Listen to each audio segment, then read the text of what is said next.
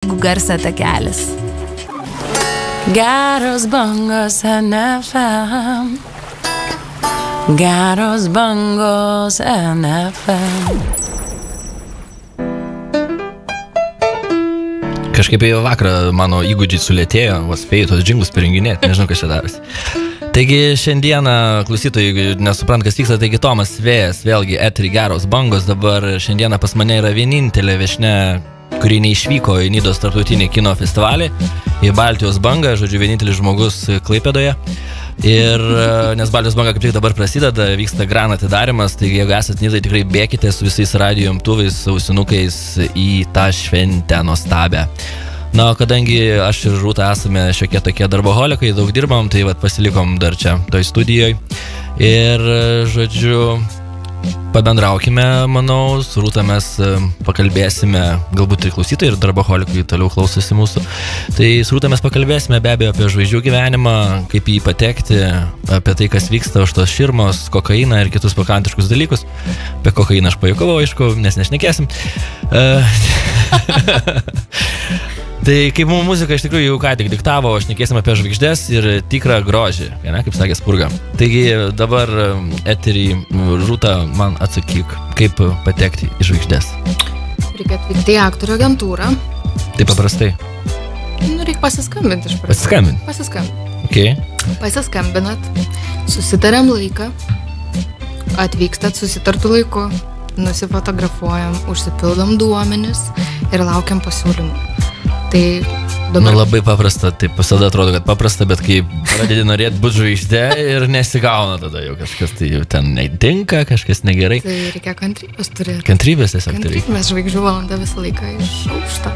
Rūta, tu dirbi Actors Agency Lithuania. Kas tai šis yra per aparatas? Castingo agentūra. Castingo agentūra. Taip. Ką jie veikia? Mes esam tarpininkai tarp kino kūrėjų, reklamų kūrėjų ir tarp visų žmonių, kurie nori filmuotis. Tai yra, padedam ir profesionaliem aktoriam susirasti užsakovus, taip pat, nežinau, šokėjai ir žmonės visi iš gatvės, kurie nori paragauti tos aktorių duonos, su ko įvalgoma.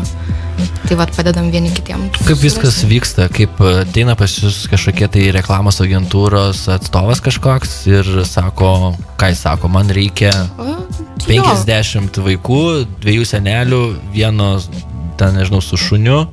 Kaip tai viskas atrodo? Viskas atrodo lygiai taip, kaip tu papasakoji, tik tai kartais būna sunkiau, pavyzdžiui, reikia. Aš pas jūs labai lengvai galėčiau užsakyti, iš tikrųjų, aš žinau, ko noriu, ko man reikia, aš pasakau ir jūs gaunat man.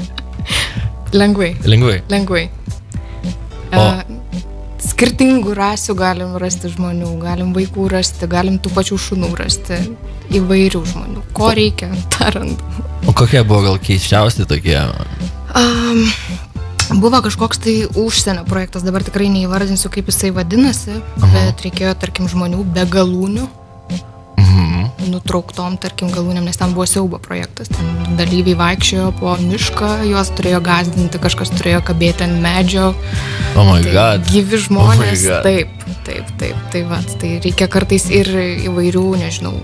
O kas toks linksmesnio buvo tokio, juokingesnio? Pas mus kiekvieną dieną plius minus linksma.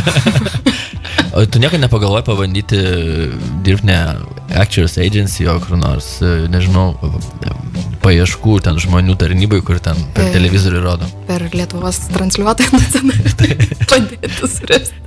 Nu. Čia gal mano kolegos labiau. Ta prasme, jeigu pamešiau draugą, tu turbūt surastum ją, ne? Aš gal ne, mano kolegos garantuotai surastum. Tau reikėtų nupasakoti tą fotorobotą turbūt. Jo, tikrai rastum.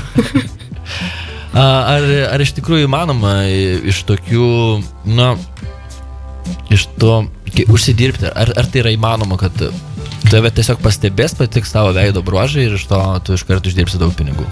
Žmonės, kurie gamina reklamas arba filmus, dažniausiai jie turi kažkokį biudžetą nusimatę žmonėms visiems, kurie filmuojasi. Aišku, profesionalūs aktoriai, ten šokėjai ir taip toliau, jiem yra didesnis, nes jie iš to duoną valgo. Jeigu tai yra neprofesionalai, irgi yra mokami visi filmavimai. Tai va, būna kažkokie, nežinau, studentų darbai, irgi režisieriai pradedantis ar dar kažkas, tai ar nusprendžiam irgi padėti pradedantiesiam, tai būna šiek tiek ir nežinau, sakom, kad tai nėra apmokami, bet jau iš anksto perspėjom, bet čia vienetai tokių projektų yra. Supratau, ar tu žinai tokią nors sėkmės istoriją, kaip vat, galbūt per Actor Agency taip netikėtai, netyčia žmogus užsuko ir dabar labai jam ten, nežinau, sekasi gerai. Tikriausiai visiems gerai pažįstamas Mindaugas Papinigis. Rimtai? Jo, jisai. Nu, vat. Ir balso duomenys, ne? Ir balso duomenys ir viską, jisai jo, irgi kažkada užėjo į agentūrą, kiek žinau, aš tada dar toli gražu nedirbau, tai vat vaidino dabar aktorius. Nu, vat, puikus pavyzdys. Ką pati veikė dabar Klaipėdoje? Dabar filmuoja, vokiečiai ruošiasi tiksliau filmuoti filmą. Tai va, tai atvykom su kolega surinkti žmonės masiniam scenom. Ko jie ieško?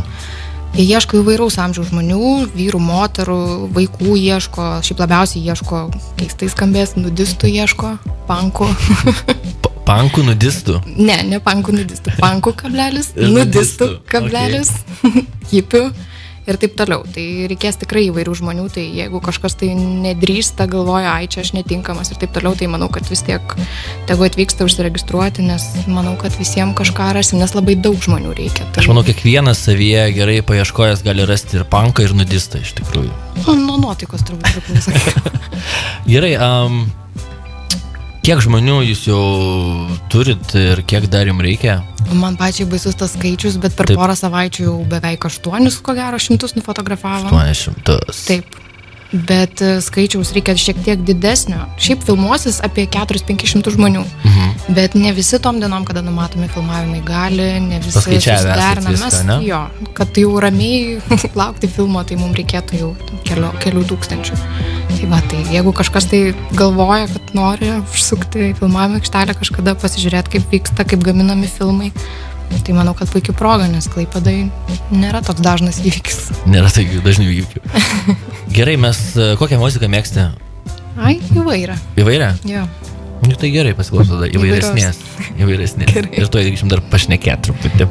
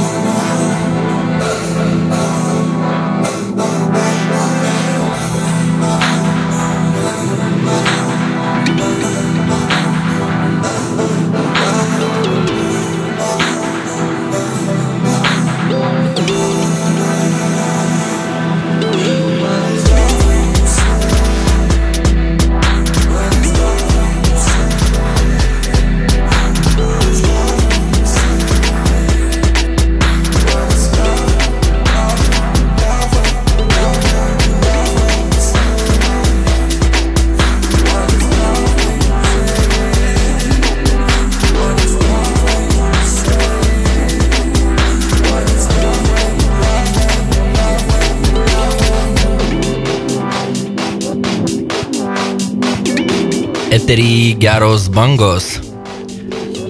Klausome įvairią muziką su Rūta, kuri ieško vyrų ir moterų nuo 20 iki 80, ne bet kam, o būtent aktorių atrankai. Taigi studijoje Rūta Matilionytė, Actor Agency Lithuania fotografė.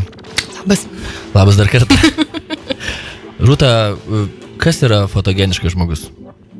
Manau, kad nėra nefotogeniškų žmonių, aš taip galvoju. Nėra. Yra tik tai atitinkami kampai. Standartai kažkokie turi būti. Ne standartai, taigi kiekvienas žmogus jisai iš kažkurio tai kampo vis tiek savo patiks, manau. Čia daugiau yra mūsų galvose tie dalykai, kad aš nefotogeniškas. Aš manau, čia iš kokios perspektyvos pažiūrėsi. Iš kokios perspektyvos pažiūrėsi, gali iš pakaušio gražiai atrodyti. Dažniausiai būna iš nugaros žmogus gražiai atrodo, pašauki ir tada sakai, gal nebešaukiau aš. Aš juokauju be abejo. Tai sakai, nėra. Aš manau, kad nėra. Iš tikrųjų. Nes dažniausiai ateidamas į castingą žmogus, jis jau pasiryžta, jis jau ateina, jis jau užsiregistruoja, užsipildo duomenis. O kaip reikėtų galbūt pasiruošti būtent atrankai? Nu, dantis išsivalyti, aš tą suprantu, susišukuoti plaukus, o ne? Geriausiai trenigiukus palikti namie, nes vis tiek režisieriai žiūri, jie aišku įvertina šitą dalyką. Rimtai? Jeigu aš bėgioju ir atbėgu. Tai nėra blogai, bet visą laiką taip diplomatiškai sakom, gal ateikit dar kitą kartą persifotografuoti. Ne, visokių žmonių ateina iš tikrųjų. Ateina ir, nežinau, iš dailės akademijos pozuotojai, įvairių žmonės. Yra labai įdomių. Iš karto su poza tokia. Iš karto su poza, įvairiausių profesijų žmonės ateina iš tikrųjų. Būna juokinga? Būna momentais juokinga, bet kuriam darbe kartais nebūna juokinga, tai aš labai džiaugiuosi, kad smagu. Man darbe būna visada juokinga. Tai aš džiaugiuosi už tave. Bet iš tikrųjų viduje tai šiek tiek noris. Bet ne apie tai. Tai žodžiu, atrankai kažkaip ypatingai ruoštis nereikia, reikia būti savimi. Nereikia būti savimi, jau paskui padarysi aikštelį viską, ką reikia, iš tikrųjų, nes... Nu, koks esi, toks esi.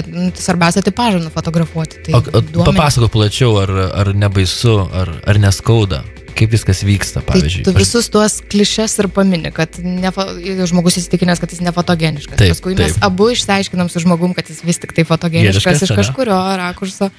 Paskui yra eilė dar visų kitų dalykų, kad, žodžiu, kaip jau čia filmuotis reikės, ar čia nebaisu, ar čia neskauda ir taip toliau. Ir tu papasakoji maždaug, kad visi tie pirmo plano dalykai atitenka profesionaliem aktoriam, kurie mokėsi, nusivila jie visi be abejo. Aš nemanau, vis tiek yra, jeigu užsispyrimo dalykas, tai gal žmogus pamatęs, kaip viskas vyksta aikšteliai, gal jisai sugalvos stoti į aktorinę, gal jisai baigs mokslus, gal jisai eis į kažkokius, nežinau, mokymus.